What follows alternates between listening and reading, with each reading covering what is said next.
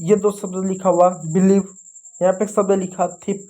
अब मुझे बताइए इन दोनों शब्दों में से कौन सा शब्द सही है और कौन सा शब्द गलत है।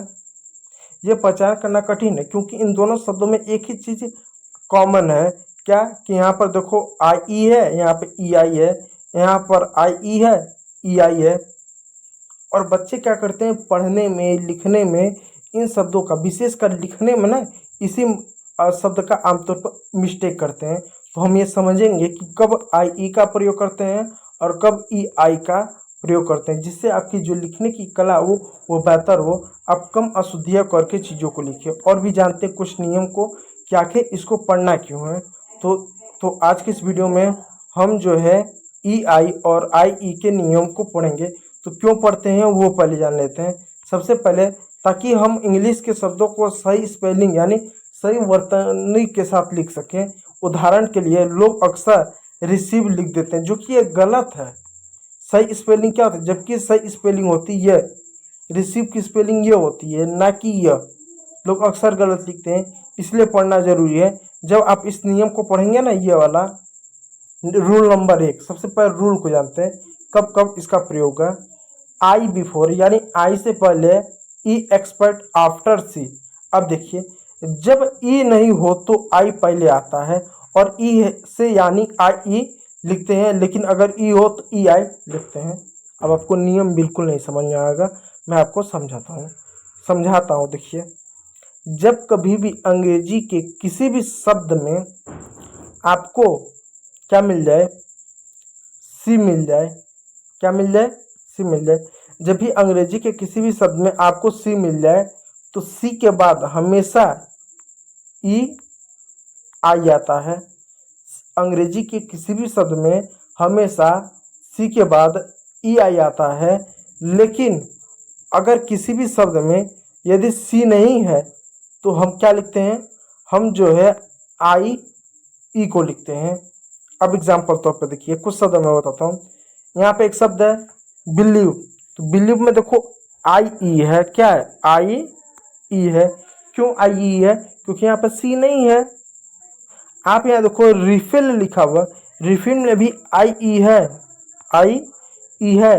यहाँ पर क्यों आई ई है, क्योंकि यहाँ पर सी नहीं है, ना तो ऊपर सी है ना तो नीचे सी है। लेकिन यहाँ पर देखो, यहाँ पर क्या है, आपका ई आई है। अब यहाँ पर आई ई आया, लेकिन यहाँ पर ई आई आ गया। क्यों, क्योंकि यहाँ पर सी है, सी है, इस वजह से ई आई हो गया। नीचे देखो, नीचे भी आपको ई आई देखने को मिलेगा। क्यों, क्योंकि सी है। तो जहाँ पर सी हो वहाँ पर ई आई, जहाँ पर सी नहीं हो वहाँ पर आई ई का प्रयोग करेंगे। इस बात को याद रखिए, इससे आप अंग्रेजी को लिखने में मास्टर बनोगे, एकदम थोड़ा सा बेहतर होगा, आपकी शार्प अंग्रेजी होगी। रूल नंबर 2 को, अगर ई आई का उच्चारण ए जैसा हो तो ई आई लिखते हैं। यानी कभी कभी ई आई का उच्चारण ए की मात्रा के रूप में होता है। अब ए की मात्रा के रूप में होता है, हाँ देखो नेबर, यहाँ पर ई आई को आपने ए की मात्रा के रूप में पढ़ा है, यहाँ पर हमने नेबर इसको पढ़ा है। यहाँ पर इसको वेट, वजन, हमने इसको पढ़ा है, ए की मात्रा के रूप में हमने इसको पढ़ा है। यहाँ पर स्ले, हमने ई आई को ए की मात्रा के रूप में पढ़ा है। तो जहाँ पर भी ए का उच्चारण हो, ए का उच्चारण वहाँ पर ई आई होगा, ना कि आई ई होगा। इस बात को याद रखिएगा, एक उच्चारण के लिए हम ई आई का उपयोग करेंगे, ना कि आई ई का उपयोग करेंगे। इस बात को याद रखिएगा। दूसरा नियम है, चलिए तीसरा नियम को पढ़ते हैं, जो कि बहुत ज़्यादा इम्पोर्टेंट होने वाला है। अगर सी के बाद ई आई आता है तो वो सही माना जाता है। यानी अगर सी के बाद ई आई आता है तो हमेशा सही माना जाएगा। जैसे जब किसी शब्द में सी के बाद ई आई आता है तो स्पेलिंग आमतौर पे सही होता है।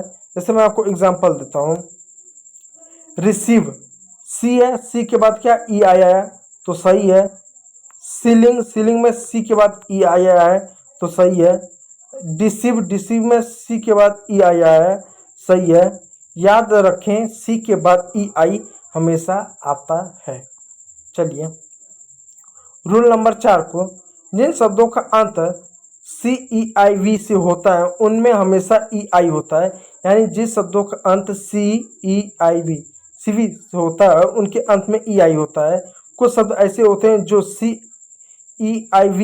से खत्म होते हैं, जैसे एग्जाम्पल तौर पर इसमें EI लिखा होता है, जैसे रिसीव, रिसीव, डिसीव, परसीव, इन सब में देखो CI है, CEIV है, CEI है, यानी सीव है इसमें, तो इसमें ऑलरेडी EI लगा हुआ है। यानी जिन शब्दों का अंत इससे हो उसमें ऑलरेडी EI लगा होगा। चलिए कुछ और शब्द देख सकते हैं। कंसीव, कल्पना करना या गर्भ धारण करना। ठीक है, शिव, यानी जब शिव रहेगा तो उसमें EI ऑलरेडी लगा हुआ रहेगा। चलिए रूल नंबर 5, जिन शब्दों के अंत में IEF होता है आता है उसमें EI ऑलरेडी लगा होता है, तो उसमें हमेशा EI ही आता है। जैसे एग्जाम्पल तौर पर देखिए, बिलीफ, बिलीफ में क्या है, IEF है। रिलीफ, IEF है। थीफ, IEF है। बिलीफ मीन्स विश्वास, रिलीफ मीन्स राहत और थीफ मीन्स चोर। इन सभी शब्दों में आप देख सकते हैं EI लगा हुआ है। तो आप हमेशा याद रखिएगा, जब भी EI के बाद F हो, जब भी किसी शब्द से पहले, यानी F से पहले आप कह सकते हो कि F से पहले आपका IE होगा, F से पहले आपका IE हमेशा होगा, वो भी शब्द के अंत में। यानी यदि F शब्द के अंत में हो तो उसके पहले IE होगा, ना कि EI होगा। इस बात को याद रखिएगा। चलिए जैसे ग्रीफ, ग्रीफ मीन्स होता है दुख, ग्रीफ, ग्रीफ मीन्स होता है दुख। IEF तो सही होता है, ठीक है, इसको याद रखिएगा। चलिए रूल नंबर 6 को जानते हैं। जब शब्दों में डबल ई की आवाज होती है तो अक्सर EI लिखा जाता है। यानी जब भी शब्दों के अंत में डबल ई की आवाज होती है तो हमेशा IE लिखा जाता है। देखिए ई जैसी आवाज हो, जैसे आमतौर पे IE का इस्तेमाल होता है। एग्जाम्पल तौर पे आप देखिएगा, इसमें क्या दे रहा है कि जब भी शब्द में डबल ई की आवाज हो तो EI लिखा जाता है। जैसे एग्जाम्पल आप देखिएगा, जैसे इसमें देखिए इसको चीफ पढ़ है, चीफ पढ़ है, ठीक है। तो इसमें जो IE है, IE है, इसका जो उच्चारण है बड़ी ई की मात्रा के रूप में, चीफ हो गया, थीफ हो गया, बिलीफ हो गया आदि शब्द में क्या जो ई है उसका उच्चारण बड़ी ई की मात्रा के रूप में। जब भी शब्दों में बड़ी ई का उच्चारण होगा तो उसके यहाँ पर IE का हम प्रयोग कर सकते हैं। ठीक है, इस बात को याद रखिएगा। ठीक, क्या है, ब्रीफ, ब्रीफ मीन्स होता है संक्षेप में, तो यहाँ पर भी हमने क्या IE का प्रयोग के कारण बड़ी ई की मात्रा का उच्चारण हुआ है। जहाँ पर बड़ी ई की मात्रा का आवाज है वहाँ पर भी IE ज्यादातर मामले आते हैं। चलिए 7वां नियम, कुछ शब्द नियमों को नहीं मानते, इन्हें याद करना पड़ता है। कुछ ऐसे शब्द होते हैं जो नियम को नहीं मानते, इनको याद रखना पड़ता है। कुछ ऐसे शब्द हैं जो ऊपर दिए गए नियमों का पालन नहीं करते हैं, इन्हें सिर्फ याद करना पड़ता है। जैसे एग्जाम्पल तौर पे आप देखिएगा, उदाहरण हो गया, वियर्ड हो गया, सीज हो गया, हाइट हो गया, इसमें EI है, इसमें EI है, इसमें EI है। हाइट में इसको आपने ई की मात्रा नहीं पढ़ा, ठीक है, तो कुछ ऐसे नियम है जो इसका पालन नहीं करता। अब आपको लगा यहाँ पर EI है तो कहाँ पर F है, कुछ इसका नियम नहीं मानते, कुछ इस नियमों के आधार पर नहीं चलते हैं, तो उनको शब्दों को हमको याद रखना पड़ेगा। ठीक है, इधर देखिए, आइदर हो गया, नाइदर हो गया, आइदर में या तो या, नाइदर मीन्स ना तो ना। ये शब्द ऐसे हैं जो एक्सप्रेशन है, क्या अपवाद है, एक्सपेंशन अपवाद है, एक्सेप्शन है, ठीक है, एक्सेप्शन है, अपवाद है, ठीक है, सिर्फ याद इनको रखें।